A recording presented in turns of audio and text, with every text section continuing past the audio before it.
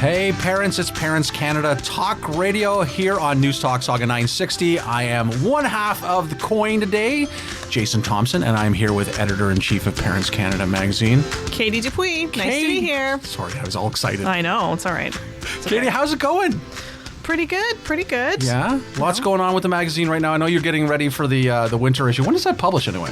It's coming out in the middle of November, but right now it is all about Halloween. Oh, yeah, which naturally is, it's very much coming up. So I know there's tons and tons and tons of resources on the magazine. You got any favorite articles that you like to point people towards? My favorite one right now is about ways to make trick-or-treating more fun and to sort of get your act together on trick-or-treating. Do you need to make trick-or-treating more fun? Goodness. It's candy for Jason, kids. Think about your children and how whiny they can be on Halloween and how prepared you should be to make it more fun. And don't you remember like Halloween's when you were a kid and you needed to wear snow pants and all of that stuff to make it more fun? That sounds like a mom's issue to me. No, I guess I don't think that that's true, Jason. It isn't true. But in my house, my kids don't do a lot of trick-or-treating because we're the Halloween house. Oh, so they come to you. Yeah, we spend days like setting up and stuff like that. So what are some of the tips? What are some of the great things to make Halloween better? Well, just being prepared, right? So, I mean, making sure the kids are warm enough and making sure that they, you have a backup candy bag when the candy bag breaks and, those kinds of things that are going to make you not curse your disorganization when you're 4 blocks away from your house. I feel like because you speak in movies, I feel like that you're trick-or-treating in the John Hughes universe. Like something I do is everything in the always John going on. Hughes universe. My whole life is the John Hughes universe. You're dressing up as Cameron from Ferris Bueller's for... I have like a rotation. No, I'm just kidding. Yeah, but yeah, that's true. Yeah. I saw a guy on the plane on the weekend. He had the Abe Froman Sausage on. King T-shirt he had made. It was fantastic. Yeah. Fantastic. So what are the kids? Are they dressing up? They keep flip-flopping. They're flip-flopping. Well, I shouldn't say that. Juliet, my little one, is a unicorn. She's going to be a unicorn. It has been a unicorn since June. And Soph is flip-flopping. The other day she told me she was going to be 11 from Stranger Things, even though, of course, she's never seen Stranger Things. She's 7, but I don't know where she heard it, but she was like, that's what I'm going to be. I was like, no, I think you're going to be something else. I have who is now a 13-year-old who decided to be 11, not for Halloween. It was actually for FanFest. Oh, okay. And she went out, she shaved her head. This has been 2.5 years. She still shaves her head. She loves it. That's awesome. It really looks good. She doesn't even know who 11 is. She yeah, just that's right. was like, that sounds cool. That sounds cool. Yeah, no, I think she's going to be an emoji. That's the new one. Which is it? What kind of emoji? I don't know. She's still picking, but she wants me to make her like a big emoji costume, like a big emoji that she can wear over black t-shirt and black tights. The other popular one that I've seen this year are those. They've gotten those gigantic. They almost look like emojis, but masks. So one of my daughters has got like they're a cat. Oh, like the oversized sort of like. But it's your whole head? Those ones? Yeah. Yeah, it's like the stuff you see in the sports stadiums now when they hold up the heads of Kyle Lowry and things like that. Oh, yeah. No, yeah. There's no masks allowed in my house for Halloween. Why? Because the eye holes aren't big enough. Like they're too little. So like when we cross streets and stuff, they're not going to look.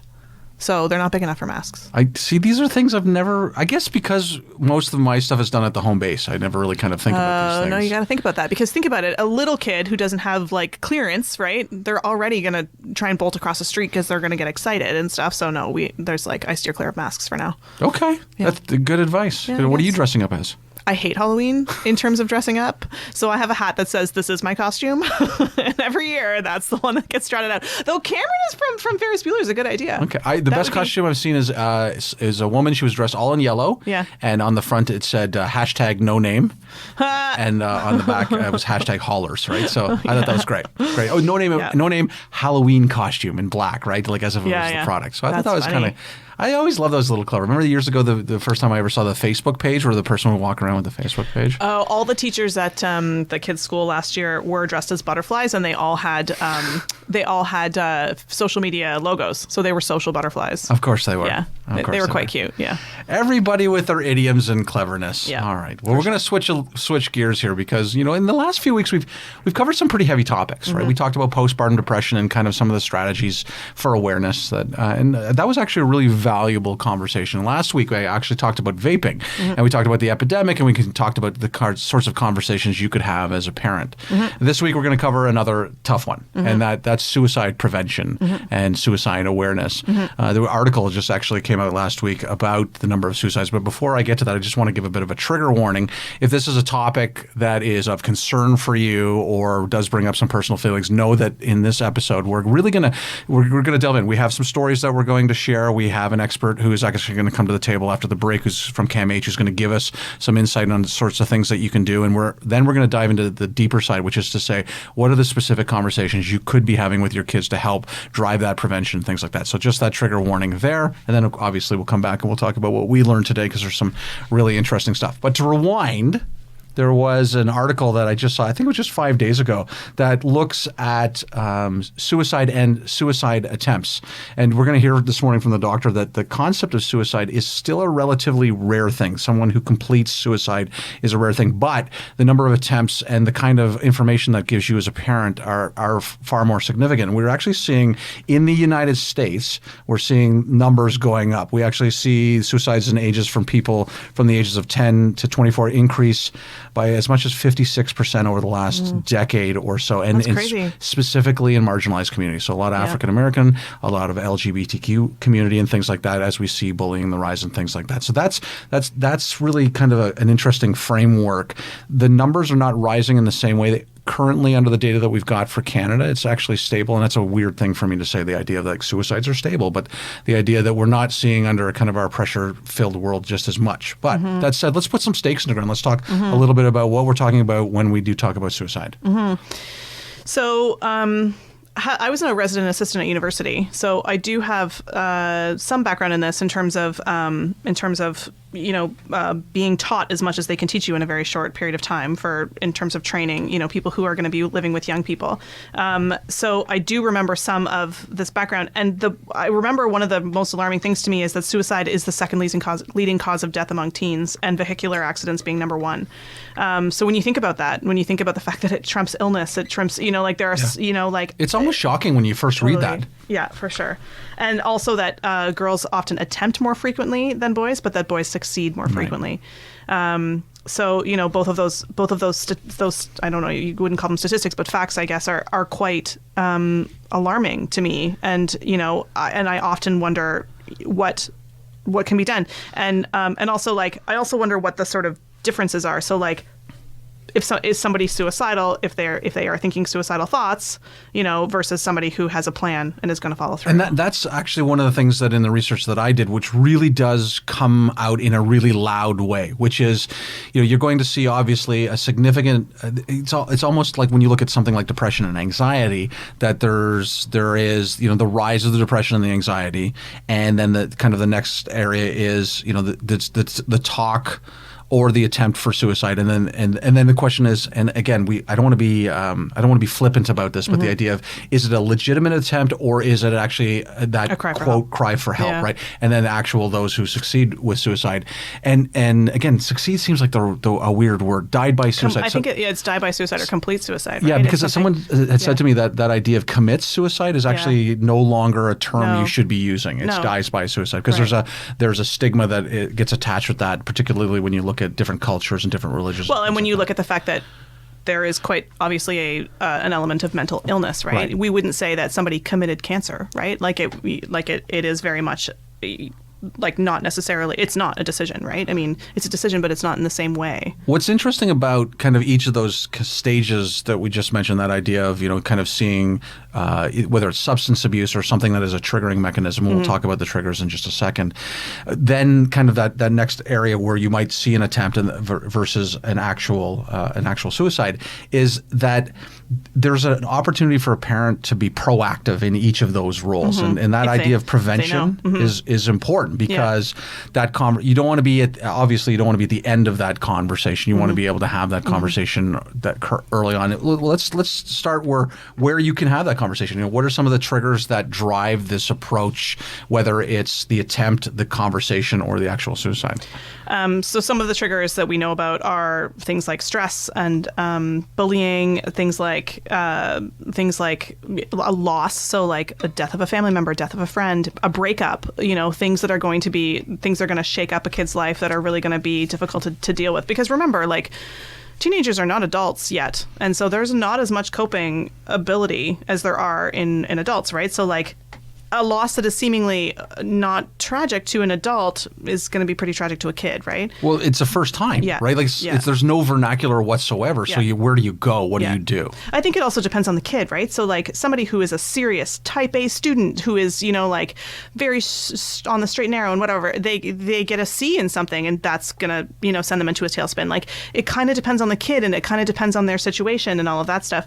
And I do think there's an element of, like other things that there might be some mental illness happening, like if you see impulsive behaviors, if they have friends who have attempted, like there are all kinds of or that they talk about it, like all kinds of different things to look out for that could signal that there's a problem. Well, and the word signal is a good one because by and large most youth who are experiencing this, in fact, most people who are experiencing this, whether it's depression or anxiety and actually, veering towards suicidal thoughts, they're going to signal that in some way, shape, or form. And this is where that proactive side becomes really important. We're going to talk about some resources a little bit later, and that ability to really, truly pay attention and to continue the dialogue with your kids. And again, not specifically, because the truth is you're never going to have a conversation that goes like this. Hey, son, are you thinking of committing suicide? And the son is going to say, yes, Dad, thanks for checking in. Right? That's not the way conversations go. No. But there are ways that you can kind of pay attention for this, whether it's, change to eating habits or sleeping habits. Big ones are loss of interest in changes in personality. Enormous sadness and things like that. Yeah. So, they can talk about, there's kind of root elements there that you're looking at that are really important. One of the ones that we don't talk a lot about is substance abuse. Substance abuse has a big role to play here, and I'm sure we'll talk about cannabis use and things like that in future shows. But that idea of understanding that can also have an impact, whether that's triggering the anxiety, depression, or not, but it can be something that can spur that conversation in the first place. I do remember the other things that they taught us when I was at university and going through, like I said, the training that they can give you in a very short period of time. But some things stuck to me. Like I remember the things like if you see kids giving away their material possessions, things that are really important to them, things like lack of response to praise, things like a kid that was previously really well put together all of a sudden looking really disheveled and not caring about their appearance. Right. And so I think to me, when I was in that position and was, quote unquote, responsible for a floor full of kids, was to pay attention, and that it was a deviation in behavior. It wasn't necessarily that, like a kid who would always had crazy hair and went to class in pajamas all the time, fine. But like a previously, really well put together, did their homework all the time, blah, blah, blah, that slide down was more of a concern. So it was a little bit like looking at the kid in particular. And as an RA, did you find that you were kind of really dialed into this? Well, I lived with them, right? So like they were kids. I saw these kids every single day, and I always left my door open so that when they walked by, I could sort of like get a gauge for if there was anything different. And so, I mean, of course, like they lived their lives and I lived mine, but because I was only a year or two older. But the whole idea was that you were somebody that was a stable person on the floor, and you could pay attention to these things. So yeah, I would say that like I was pretty dialed into what was happening on my floor. And did you have any experience with this as kind of the time went along? I did. So I had two kids. One was a pretty serious attempt, and I think the second one was more, I don't like the term cry for help really, but I don't know that there was necessarily a plan in the same way. They both survived the attempts, and one of them with pretty serious injuries, but the other one And the good thing was that they were both able to get help, right? So they were both, one of them left school, the other one didn't, but they were able to get the support that they needed. It's interesting you use the phrase, support, because, and I think in our current culture, there's a real shift towards this, this hid in the shadows forever, right? Nobody wants to talk about this sort of thing. But like this morning, I had a business call and I'm talking to a colleague and somebody, I've known for quite some time, and he then tells me the story about his son. And he says, my son actually had a suicide attempt. And it wasn't until we were able to get into therapy together that we were able to understand the vernacular of the piece. Ultimately for parents, you don't want to be able to get quite that far in order to be able to have that conversation. But the fact is now they're vigilant, right? They're able to kind of, he's checking in all the time, not as a like daily basis sort of thing, but he feels that it really brought him closer in the ability to understand his son and to do something about that. I do think that there's an element of shame too, that if somebody does actually complete a suicide, that it's there's something shameful about that. And like I said, I really do think that there's a mental illness element. So we're going to talk a little bit more about mental illness and shame after the break. So you want to tee up our guest? You want me to tee up our guest? I want you to tee up our guest. All right, our staff psychiatrist for youth addictions and concurrent disorders service at CAMH. Actually, I had a pre-call with him last night, and it was the most adult conversation I have ever had, and I learned a lot. I said to you earlier, I was sitting up a little straighter in my chair when I was having that conversation. We want to hear your insights, and truly, we want to see if there's anything that we're able to answer for you, particularly as we get to the third segment. We talk about specific questions you can ask and conversations you can have. And you can find us at Parents Canada. We're on all the social media spaces from Facebook and Instagram and Twitter, or you can give us a call at 416-640-0200. We're going to be back in just a minute with more Parents Canada Talk Radio on News Talk Saga 960.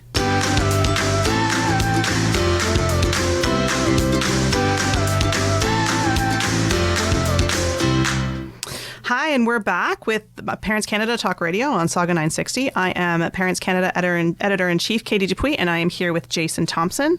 And today we are talking about suicide prevention and awareness, which is a heavy topic, but a really important one. And we're really happy to welcome our guest, Dr. Darren Courtney. He is a staff psychiatrist in the Youth Addictions and Concurrent Disorder Service and a clinical scientist with the Cundell Center for Child and Youth Depression at CAMH. He is also an assistant professor in the Department of Psychiatry at U of T. Dr. Courtney's research focuses on the treatment of adolescent depression through the use of integrated care pathways, a collaboratively developed treatment algorithm based on high-quality clinical practice guidelines. We're really excited to have him on. Dr. Courtney, welcome to the show. Thank you for having me. We see as parents, and really putting the parent hat on for this, we see such an increase in the stressful world around us. We talk more and really have a more public face for depression, anxiety, and substance abuse. And we know that those are contributors, we talked about in the last segment, to teen suicide or suicide attempts or suicidal thoughts. I'm just curious, from your perspective, are you seeing, a significant increase in teen suicide or a discussion around teen suicide over the last couple of years?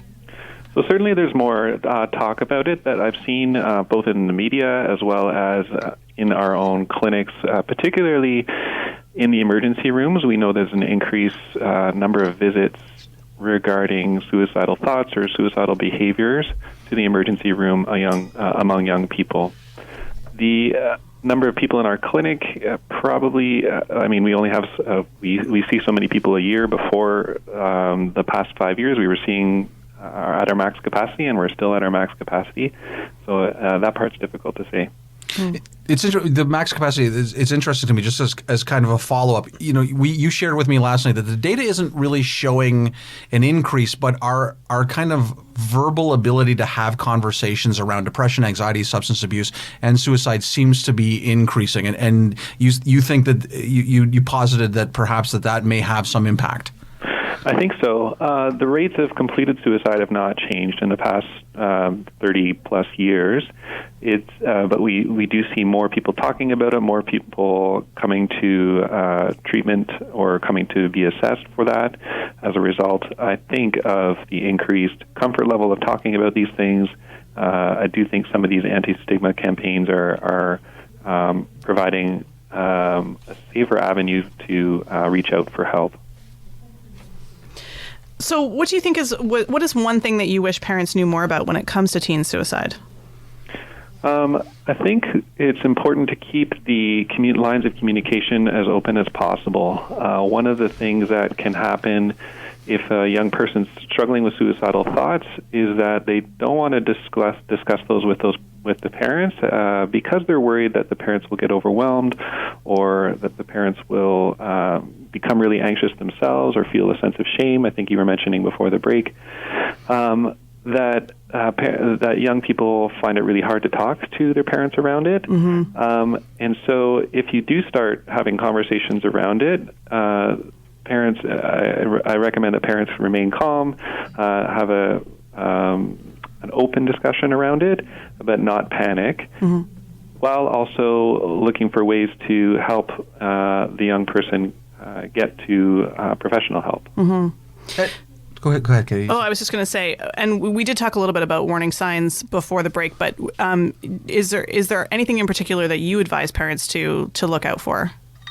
So the main, one of the biggest risk factors for suicide is depression. So if there are signs of depression where people are withdrawing from activities they used to do, mm-hmm. There's a lot of tearfulness or sadness, social isolation, where that's a change in their behavior, then it would be particularly important to kind of have the radar up for whether this young person's at risk for suicide.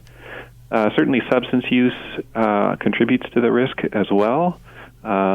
Recent traumatic incidents can contribute.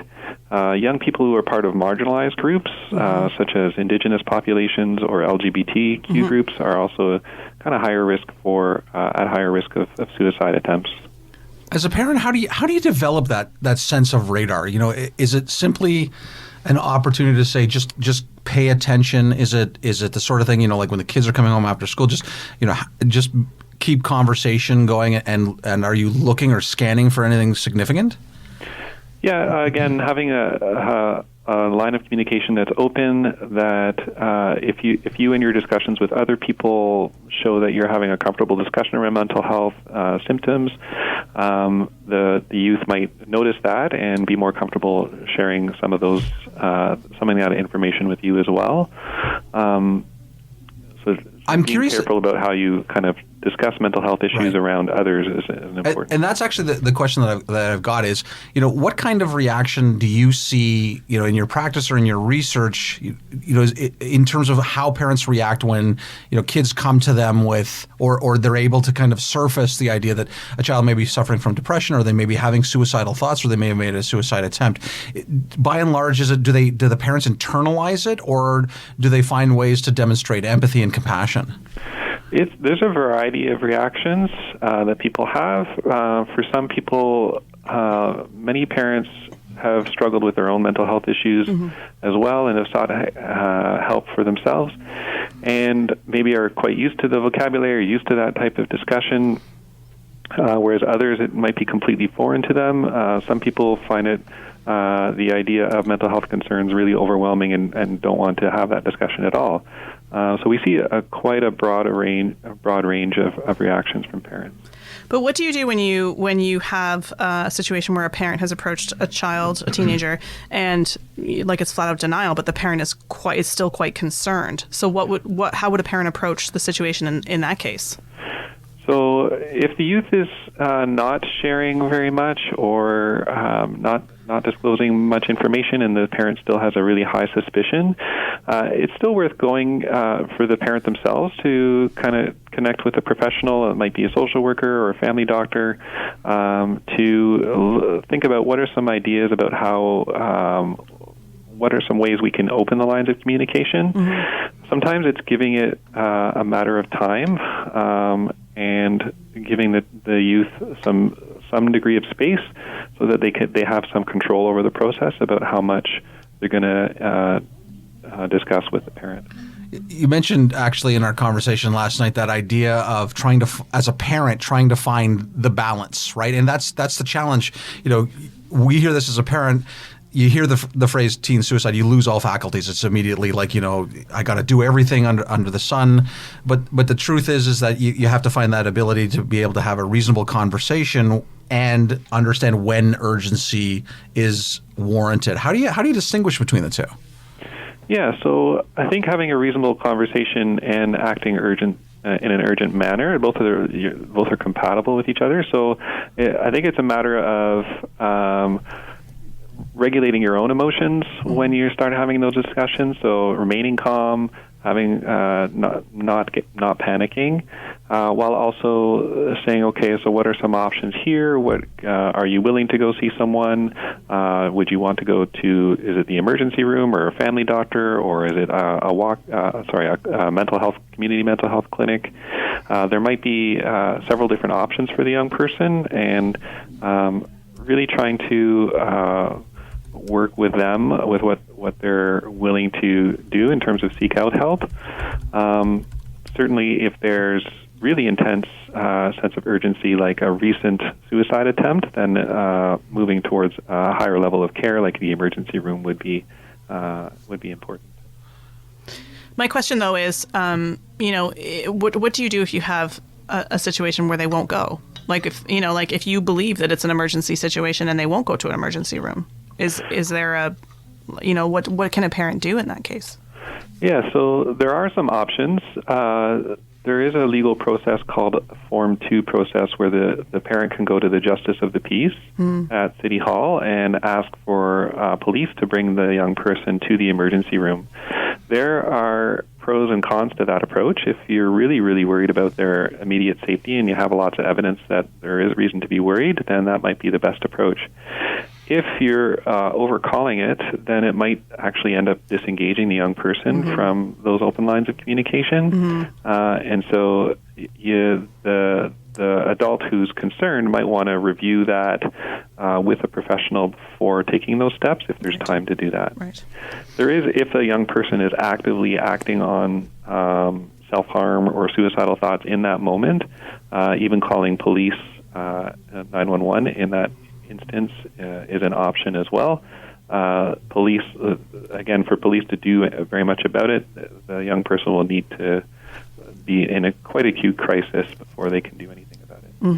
Doctor, we're going to come back after the break, and we're going to talk a little bit more about some of the resources. You mentioned the Community Mental Health Clinic. You mentioned a number of things just in the last minute about if there's an extreme situation. But we'll come back. And we also want to talk a little bit when we come back about the other side of the coin, right? Which is we have the parent side where we've really kind of taken that view. Maybe some advice for teens that we can maybe learn from as parents as well. So we're going to hang you on the line. For everyone else, we're going to ask you, let's keep the conversation going. We want you to tell us about your experience. You can join us on social media. We're at Parents Canada, or you can give us a call, 416-640-0200. You are listening to Parents Canada Talk Radio on News Talk Saga 960.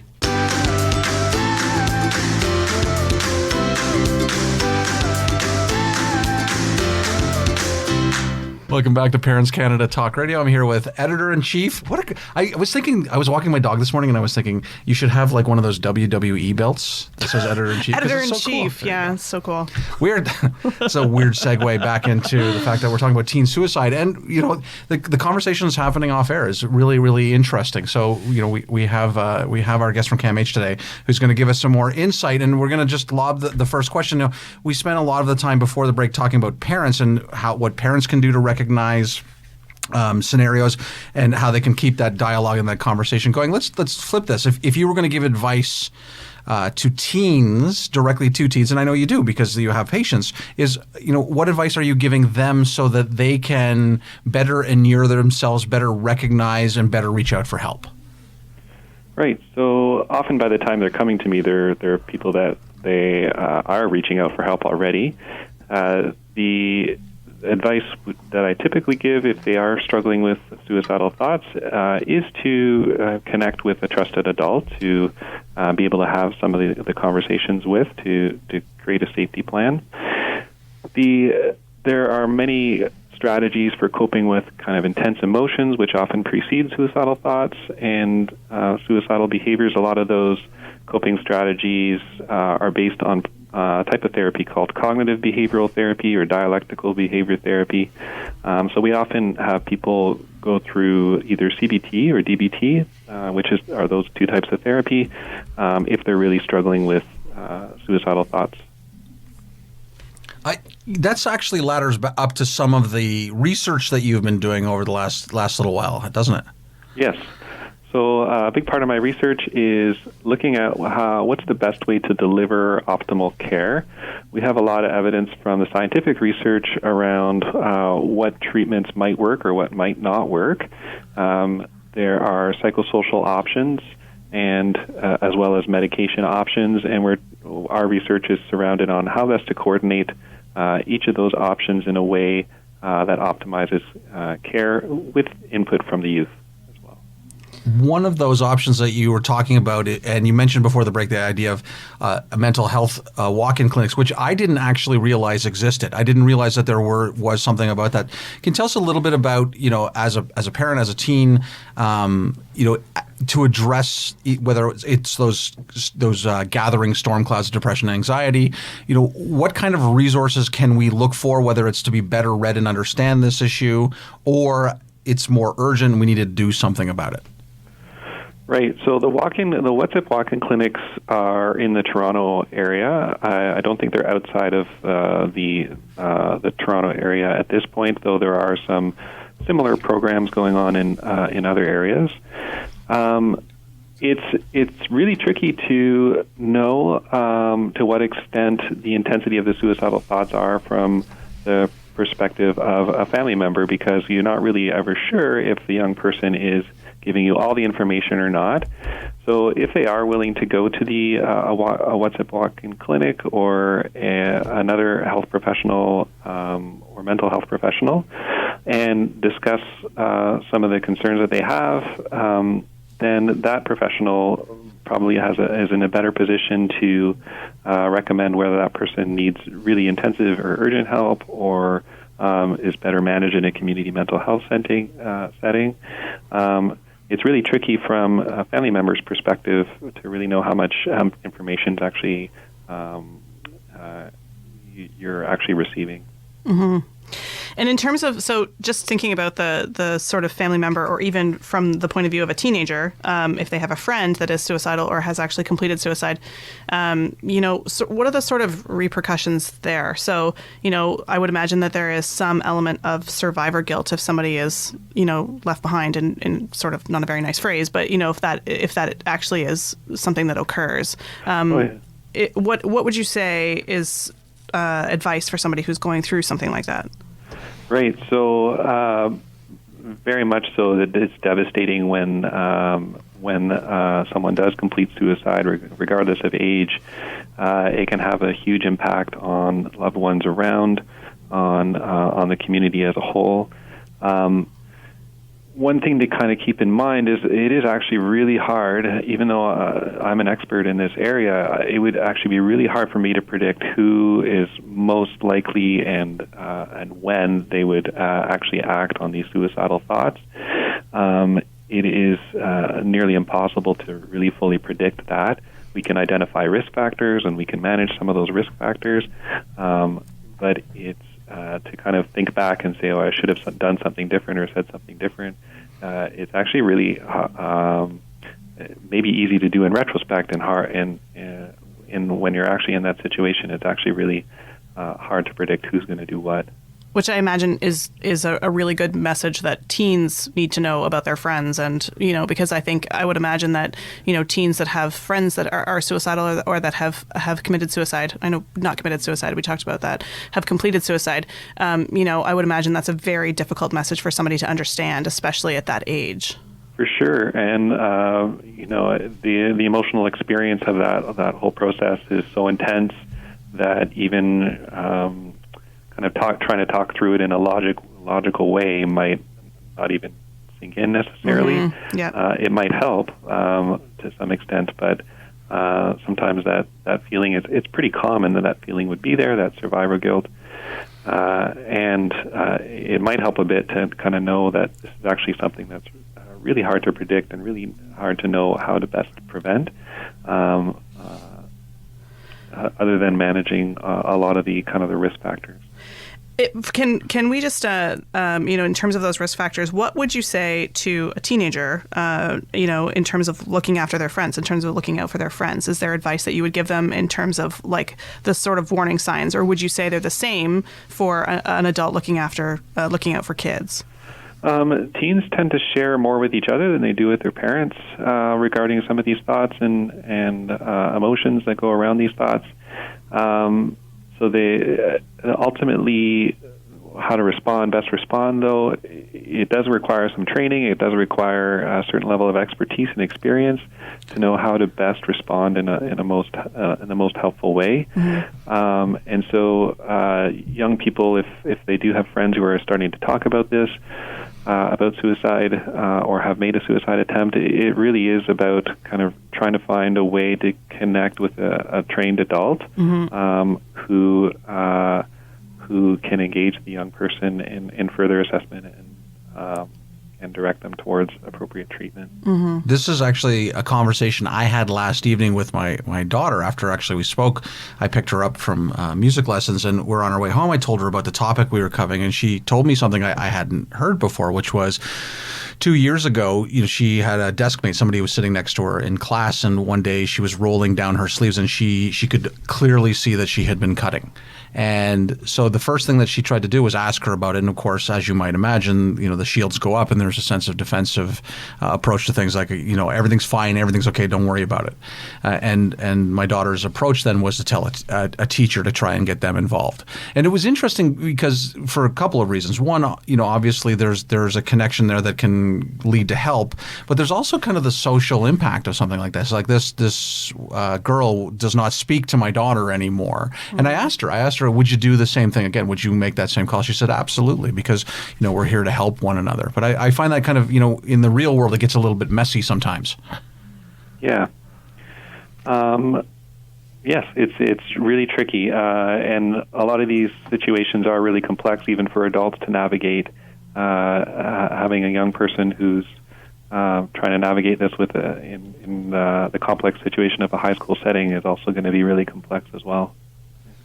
One more question about you, which is this idea of if you're a parent and you're, starting to have concerns, one of the things we received this on social media, somebody has said that, I'm the person that my friends turn to because they know that there's no judgment from me, that I'm going to be able to give them honest advice, that, and this person's also had, some issues from a mental health perspective can actually drive them towards resources. How important is it to have as the parent to have the kind of circle around you where you can kind of, almost like a safe harbor where you can kind of unpack this? I think that's really important. I also think the parents would need to kind of think through potential consequences of sharing too much information with friends or with too many different friends. Mm-hmm. If young people are trying to confide in their parents and parents are sharing that confided information with some of their friends, they may feel less likely, or they may be less likely to keep that line of communication open again. So you want to be careful with that. I also think that this can be really overwhelming for parents, and having a support system in place is actually really important as well.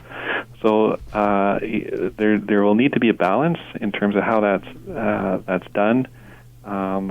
It might be even working with the young person to kind of see what level of comfort they have in terms of what parents share with each other, because the young person does need to have a sense of control over what's happening with this information. Mm-hmm. For sure. This has been super informative and really, really important for our audience. And so we just wanted to say thank you so much, Dr. Courtney, for coming on. To everyone else, we'll be right back after the break, and you can still call in. We are at 416-640-0200, or you can hit us up on social media at Parents Canada. This is Parents Canada Talk Radio on Saga 960.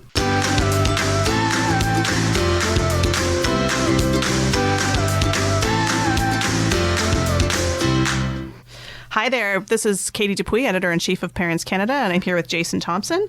And we have been talking about suicide prevention and awareness today. It's a heavy topic, but a really important one. And we've had some great conversations with Dr. Courtney from CAMH. What would you say, Jason, are your takeaways from today?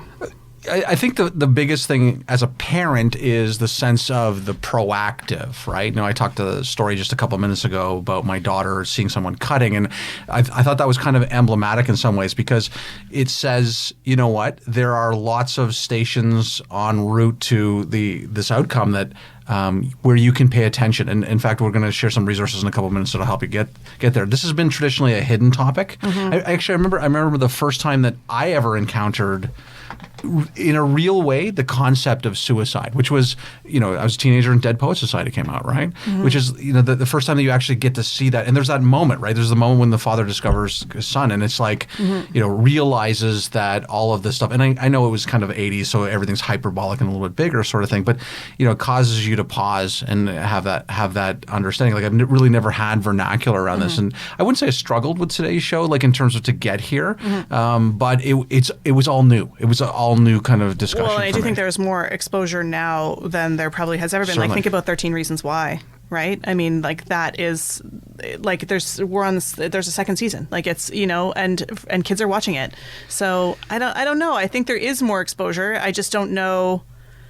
I don't know enough about the topic to know whether or not it's positive or not. It's interesting. I did look at some research, and I couldn't find enough of it to really kind of make it a focus for today. But this idea of this is a long debate that parents have, right? Does media portrayal of something create a spike in something? Now, when 13 Reasons Why came out, there actually was an increase, or there was at least was a reported increase in the number of suicides.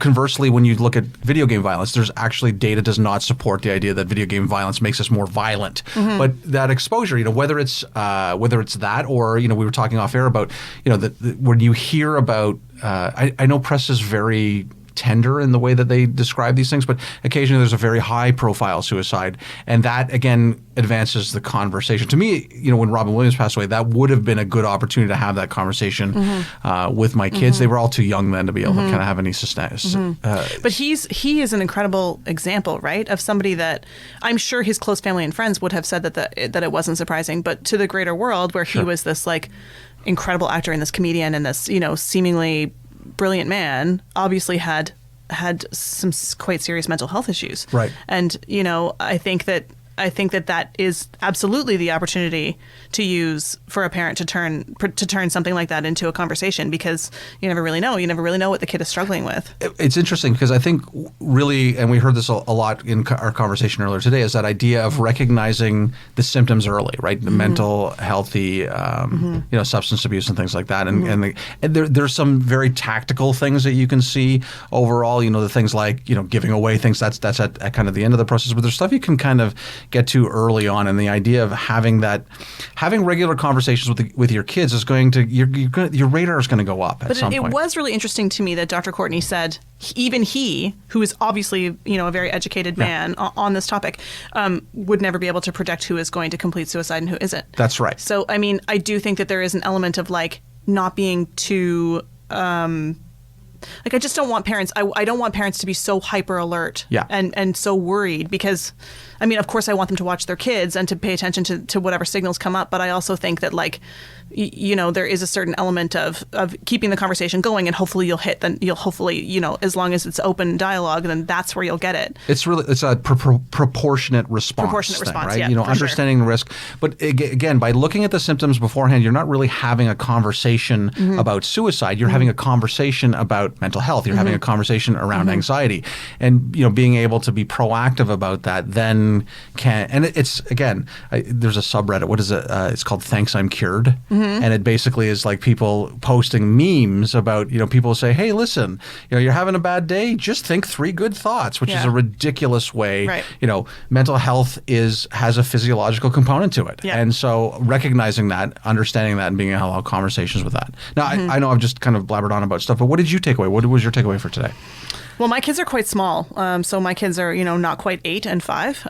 But I do think that, knowing what the signals are and knowing what to pay attention going forward is a really valid point. And I also think the other thing that is important is to pay attention to what's actually happening in your kid's life. So, like if your kid is going through something, changing schools, breaking up with a first partner, those kinds of things, and paying attention to the big life changes and knowing whether or not that's going to impact a child's mental health, a teenager's mental health. I think those are things that will kind of live in the back of my brain as my kids get bigger.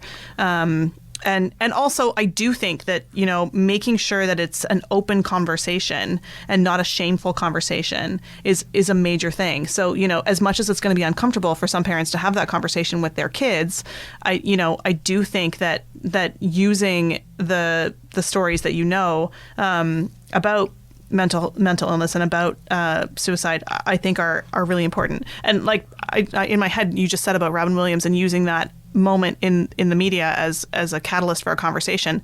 I think that there are ways of doing that. So like, you don't have to tell a child you're watching Dead Poets Society because you want to have the conversation. Right. But it's a great movie. You can watch it. But actually, that's a really interesting. I never thought of doing that, about watching a movie as a way to begin a conversation. I pretty much live my life in the movies, so I do think that. I think that, and that's an oldie, right? But like, remember, it's a great flick. So like, if you just introduce it as this is a great movie from my childhood, and then use it as the catalyst, maybe that's a way in, or something like that. I'm sure there are other movies that would work. Sure. Yeah. Sure. I mean, what kind of? I'm curious to kind of to follow this path for a bit. How are you using it now to kind of have conversations with your kids? Well, my kids are too little, but I would imagine that, as they get bigger, like they know that I'm a movie freak. So if I said, hey, let's watch this one, they would just probably roll their eyes at me, but watch it anyway. And then, you get to the end of the movie and you can say, like, what did you think? And then at least that opens the door, and it opens the door in a more organic way than trying to sit a kid down, especially if you're worried about that kid, right? I mean, it's not. I don't want to trivialize it because I know you can't use a movie for everything, but sure. I do think that it's one strategy. It's one atypical strategy I would never have thought of as a parent. That's a very, because I have a kid who switched entire school districts this year, so brand new social class, and then another one who's off at university and experiencing adulthood for the first time. So for me, it's been the mental health has really, really been on my radar. And one of the things, that my kids, I don't say to them, hey, you can come to me anytime and talk about anything. And that's kind of lip service in some ways. What I do is, and we were talking about this last night, and my daughter had said, you don't say that. You just prove it. Like you just demonstrate it over and over again. And for me, it feels like it's low stakes to be able to come to and have a conversation with you. I mean, she threw this story at me out of the blue, which I thought was a really interesting thing. We want you to find some resources. And I got to tell you, there's some really great stuff there. One of my favorite one is suicideinfo.ca, which is just filled with some really interesting articles, everything from transgender people in suicide to safety plans that you can quote. There's statistics, all sorts of stuff. There's this great kind of approach called Safe Talk, which is almost like a checklist and a process. And I found that one at ospn.ca. I found this really valuable because what it does is it shows you the skills that you need to do to be able to listen effectively, ask good questions of your kids, and respond in a way that is appropriate and drives that dialogue. Because again, you're never going to be able to have that linear dialogue with someone who is struggling with mental health, is struggling with substance abuse in a way that is causing them to think differently than they may have thought before. Well, and that idea of proportionate response, right? So that idea of it being like a nugget of an idea for a teenager, and then having them have a full-blown plan and knowing what your response needs to be based on age and based on how far down the road they are. Yeah, I think that's really good. You mentioned, by the way, about your kids. There's an article on today.com about how to talk about suicide with your kids by age. So it's actually everything from small ones up until like teenagers. And I find these little nuggets as kind of good catalysts for me to be able to ask more questions like I did today. For sure. That was a big episode. That was a big one. For sure. I'm sure we have more big ones coming up in the next couple of weeks. I haven't even looked at our schedule for next week because I was so hyper-focused on this one. But we also know that holidays are coming, Halloween's coming. I hope everybody has a safe and wonderful... I guess we're going to be on the day before Halloween. Yeah, I was going to say. You're going to see him one more time, Jason. Oh, yeah, I'm going to be able to talk all about the crazy stuff we're putting up at the house. We want to thank everybody for listening to today's episode. It has been a really good learning experience. And if you have any more questions, any more comments, any more thoughts or insights that you can share with other parents, please reach out to us at Parents Canada. We're on Facebook, we're on Instagram, and we are on Twitter. I am here with Katie Dupuis. And I'm Jason Thompson. You have been listening to Parents Canada Talk Radio on News Talk Saga 960.